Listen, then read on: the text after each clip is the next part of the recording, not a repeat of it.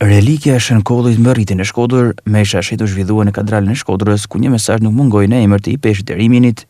Jam vërtet i lumtur që përmes relikës mrekulibëres së nderuar të Shënkollit të Mirës, të mund të xhallerojmë bashkimin në besim dhe në lutje ndërmjet kishës që është në Rimini dhe kishës që është në Shkodër Pult. Brenda bashkimit të madh të kishës katolike, në dashurinë që kryesohet prej Atit të Shenjtë Papa Leoni XIV, takimi ndërmjet kishave është gjithmonë një shkëmbim frutëdhenes dhuratash. Ndërmjetësimi i Shënkollit u dhen paqe dhe gëzim kishave tona dhe mbar botës. Lusim bekimin atënor të shkëlqësisë suaj mbi perulesin ton dhe përzemërsisht bekojmë çdo dëshirë të shkëlqësisë suaj për të mirën. Me dashuri vllazërore, Nikolò i Peshqve. Në fjalën e tij, Zot Giovanni Peragjine, arkipesh metropolit i Shkodër Pult, tha se kjo relik na flet për një që ka qenë dhuruar krejtësisht Krishtit. Kjo relikë që është pjesë e trupit të Shënkollit nuk është thjesht një kujtim i sikaluarës, as një objekt magjik për të nderuar. Kjo relikë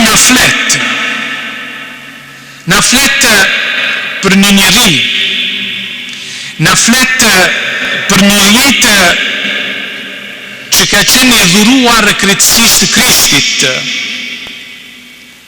Kjo relikë na flet për një njeri që ka lejuar që ungjillin të udhëheqte çdo zgjedhje në jetës së tij.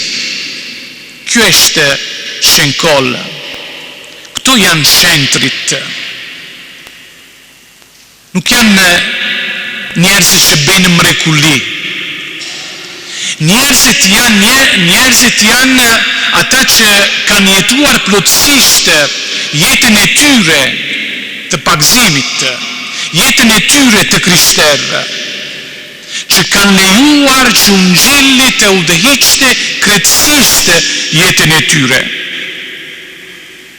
Atëherë, përpara kësaj relike, jemi të ftuar jo vetëm të ndërrojmë një shenjë, o të prekim një pjesë, por më shumë të lejoni se dëshnia e tij, dëshnia e Shënkollit, të na vërë një pyetje. Para relikës së tij do të mendojmë për jetën tonë të krishterë. E keni dëgjuar që këto kocka, relikët e Shënkollit, nxjerrin një ujë, një manë, ashtu si thuhet, e ne e quajmë ujë e Shënkollit. Ky shenjë i thjeshtë, që është pikrisht uji,